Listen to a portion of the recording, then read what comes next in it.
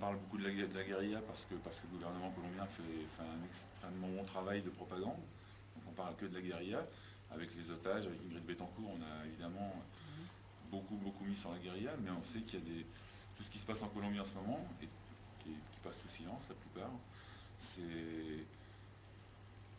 Alors les chiffres évoluent tout le temps. Pour l'instant, il y a 4 millions de déplacés en Colombie. Il y a 4 millions de personnes qui ont été obligées de quitter leur terre pour aller se réfugier à Bogota où ils peuvent. Enfin, ils s'en vont parce que c'est trop dangereux, c'est pas possible. Ils peuvent plus nourrir leur famille à cause des éradications de coca, surtout quand elles sont faites par avion.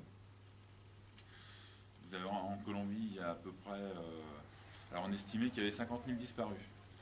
Et il y a une loi qui s'appelle la loi Justice Épée, en fait c'est Uribe qui a mis ça en place. C'est une loi qui permet aux paramilitaires de bénéficier d'un traitement de faveur, entre guillemets, c'est-à-dire que s'ils se démobilisent, s'ils avouent leur crime, ils ne peuvent pas être punis de plus de 7 ans de prison, 7 ans, 8 ans, je sais plus, enfin, il y a une barrière comme ça.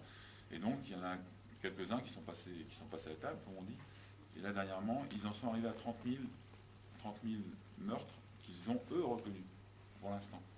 Donc le chiffre il a bondi, maintenant on parle de 200 000 disparus. 200 000 personnes qu'on retrouve, qu'on cherche dans des... Là on a vu les fosses tout à l'heure, ils ont trouvé une fosse, je crois que c'est dans l'ouest de la Colombie, avec 2000 corps dedans. Là on commence à changer d'échelle. Il y a des paramilitaires qui ont avoué avoir utilisé des fours crématoires. C'est-à-dire qu'ils avaient des fours de canne à sucre qu'ils ont modifiés pour cramer des corps, pour les faire disparaître. C'est quand même quelque chose d'une ampleur qu'on n'imaginait pas. Enfin, c'était inimaginable. Alors après, les autres chiffres en matière de droits de l'homme, c'est les journalistes assassinés, c'est la moitié, en fait, tous les ans, il y a à peu près 80-90 syndicalistes qui sont tués dans le monde, il y en a la moitié en Colombie. Il y en a 40 l'an dernier, 39 ou 40 l'an dernier qui ont été assassinés. Donc c'est des journalistes, des syndicalistes, des juges, des leaders indigènes, des leaders sociaux. Enfin bon, ça c'est ce qu'on voit dans le film. Tous ces gens qui passent à la trappe au fur et à mesure, qui disparaissent dans un silence à peu près total parce que ce ne sont pas des victimes, propres. Les seules bonnes victimes en Colombie, c'est les victimes des FARC. Il y en a quand même. Hein, les FARC ont aussi leur part de responsabilité dans la situation qu'on vit maintenant parce que le constat qu'on avait fait lors de plusieurs discussions avec Goldman, c'est que s'il n'y avait pas maintenant cette espèce de prétexte que constitue la guérilla, il y a beaucoup de choses qui sortiraient plus facilement. Maintenant, on met toujours la guérilla en avant, qui fait effectivement des horreurs, et ça permet de cacher derrière tout un tas de victimes qui sont complètement sous silence.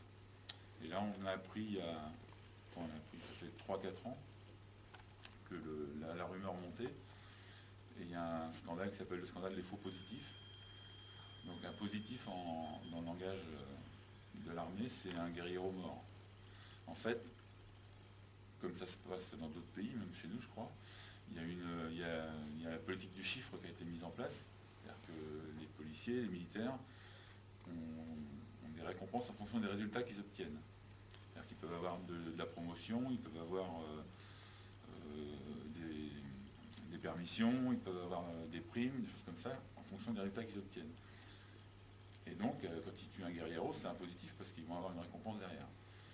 Et donc là, pour l'instant, il y a 1400 cas avérés, mais avérés, on en est sûr, c'est de jeunes qui ont été enlevés par l'armée dans les banlieues un peu déshéritées, des gens qui n'ont pas beaucoup de liens sociaux, des gens qui sont un peu abandonnés. On les fait venir sur une zone où il y a des combats, on leur prétexte un travail, on leur prétexte... on les assassine, on les déguise en guerriero, et on les présente à la presse en disant voilà, on a tué 2 guerrieros. Il y a 1400 cas avérés pour l'instant. On parle de 2000, 2500, nos chiffres montent encore. Et ça, ce sont des cas avérés. Le responsable de l'armée, c'est le type qui a piloté l'opération Traqué, où ils ont libéré, soi-disant, Ingrid Betancourt et les 13 autres gars. C'est lui qui était responsable de l'armée. Il a été démis de ses fonctions suite au scandale. Et je crois qu'il est ambassadeur à Panama, une grosse punition. De la Colombie, on peut en parler, il y a d'autres choses. Mais... Et qui est derrière ces escadrons de la mort? Toute l'économie. tous les gens, là, pour l'instant, il y a Coca-Cola qui commence à être mis en cause, par exemple, pour des assassinats de syndicalistes. Il y a des procès contre Coca-Cola aux USA.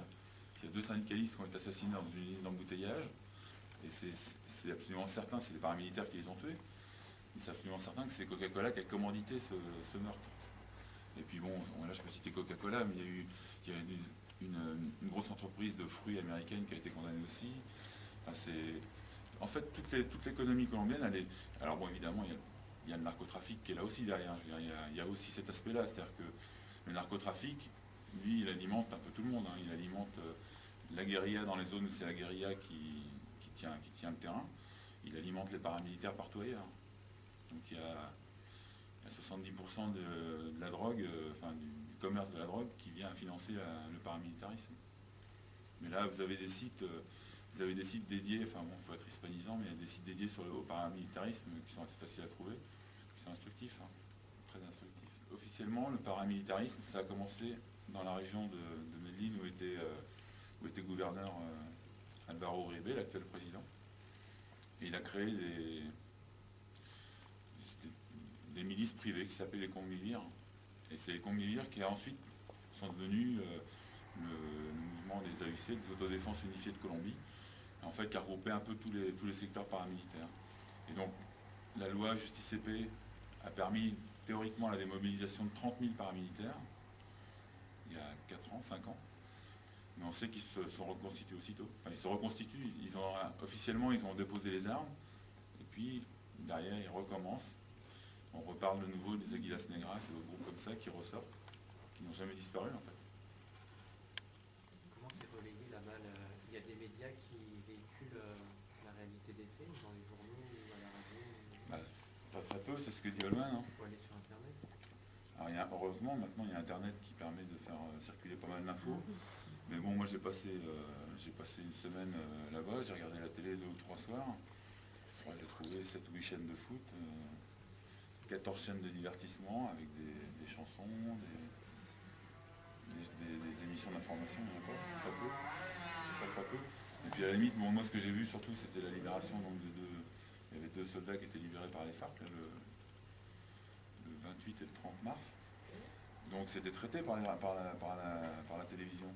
Mais c'était traité d'abord un peu comme un spectacle, c'est-à-dire que c'était annoncé demain, vous pourrez voir en direct la libération de Moncayo et tout. Et puis en plus c'est mis en avant, mais parce que ce sont des victimes des FARC. Enfin, on parle toujours des victimes des FARC. Les autres aspects du conflit, à part Contravilla et bon, il y a quand même une presse d'opposition, il y a un journal du Parti communiste encore. Bon, mais bon, c'est extrêmement difficile d'exister, médiatiquement. En tout cas, au niveau des médias télé, j'ai pas vu grand-chose. Et l'émission de Contravilla passe à minuit, quoi. Donc il y a un conflit qui fait des dizaines de milliers de morts, et ils arrivent à le cacher. Ça, c'est extraordinaire, mais c'est parce que le pays est complètement... les gens de Bogota, les gens... ils ne voient pas le reste, c'est tout, ils ne peuvent pas le voir. Et le conflit, il existe tous les jours. Alors, il faut savoir, c'est qu'il tue à peu près, d'après ce qu'on sait, 10-15 guerrilleros par mois. Mais les guerrilleros, pour un type qui tue, qui perd, ils vont tuer 10 soldats à peu près. C'est le ratio. Donc ça veut dire que tous les mois, il meurt des dizaines et des dizaines de jeunes Colombiens. Parce que du côté des paramilitaires, du côté des guerrilleros, du côté de l'armée, c'est les mêmes. C'est que des enfants du peuple. Les gens des élites ne font pas le service militaire en Colombie. Vous avez des gens en France qui ont mis la main un peu sur le dossier colombien et qui sont des propagandistes d'Uribe, pas plus que ça. Et ils diffusent, tout le monde les entend sur France Inter. Enfin, il y en a un qu'on entend souvent sur France Inter, c'est le docteur S. Colombie en France. Et ce type-là, c'est un pouce au crime, quoi. C'est un type qui ne voit que la guerre, que la guerre, que la guerre. Mais lui, il est tranquille, il est en Franche-Comté, Pénard.